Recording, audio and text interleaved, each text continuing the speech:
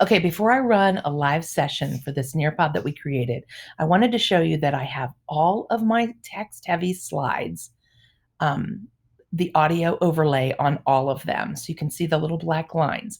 I also want to make the distinction that students can click on that play button and it'll be my voice reading those text-heavy slides to them. But don't forget, students also have that immersive reader function, and that will allow them to read all of the instructions in all the Nearpod activities that we added in.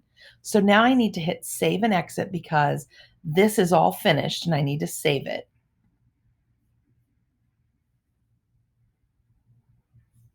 So that's saving in my Nearpod library.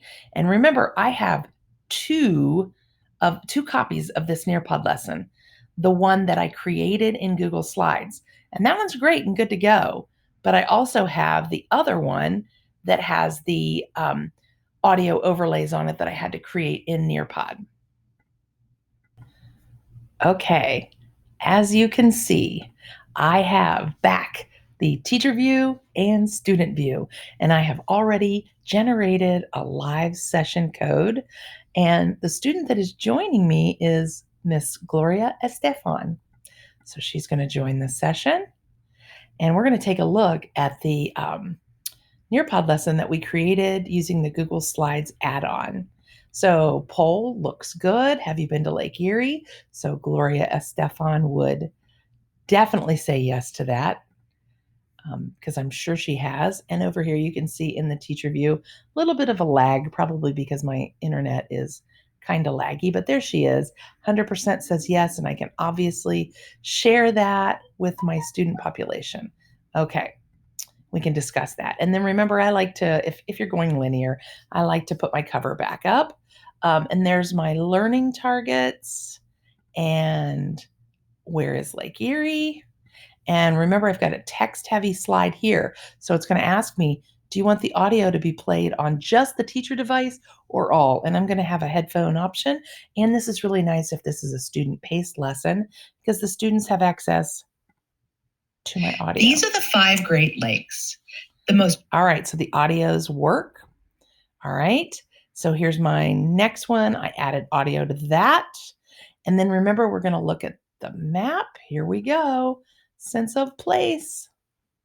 Aha. And the map opens up.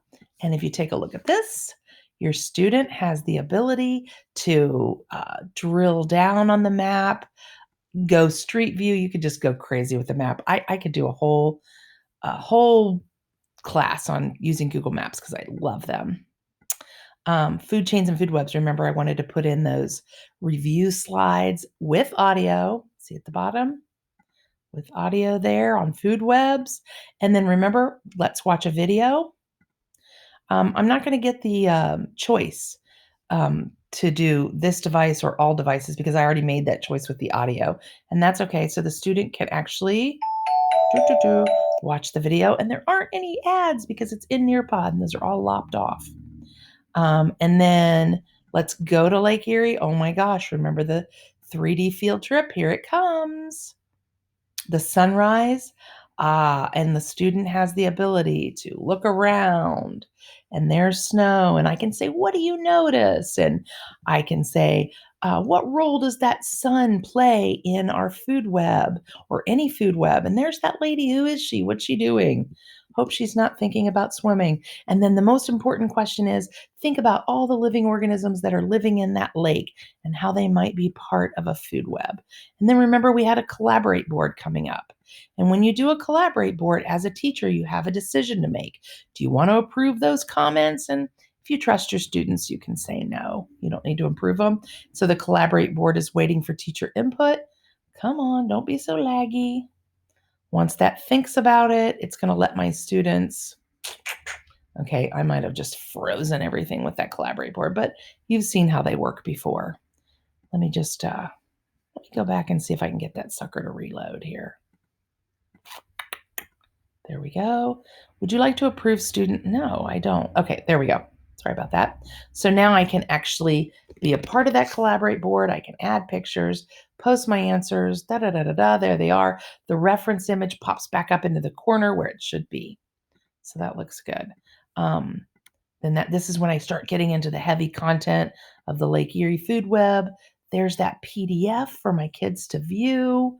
They can study that, although they're just going to blow that off. You need to give them an opportunity to grapple with that. And that's this open-ended question. And remember, and this has a timer on it. So I have to officially start the activity so that the timer begins. So that's exciting. So they have that attached PDF, and they've got to write those 2 sentences. There's that immersive reader so that they can have that direction read to them.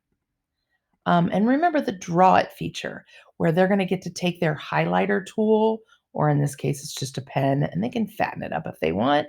And they can say, this it was eaten by this, which was eaten by this, which was then eaten by this. Then they change colors, and they have to do that again. And then the thank you slide. We did it. We created our own Nearpod lesson using the Google Slides add-on. Why would you do anything other than that? We are a Google school, and it works great.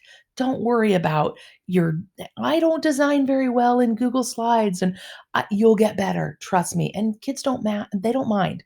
Kids don't mind as long as you've got them engaged in their learning. That's all that really matters. I think this is just the best news ever, and I'm super excited about it. And I'm so happy that I've been able to share this with you. Hope you liked this. Sorry this was such a long lesson. Remember to mark this as done.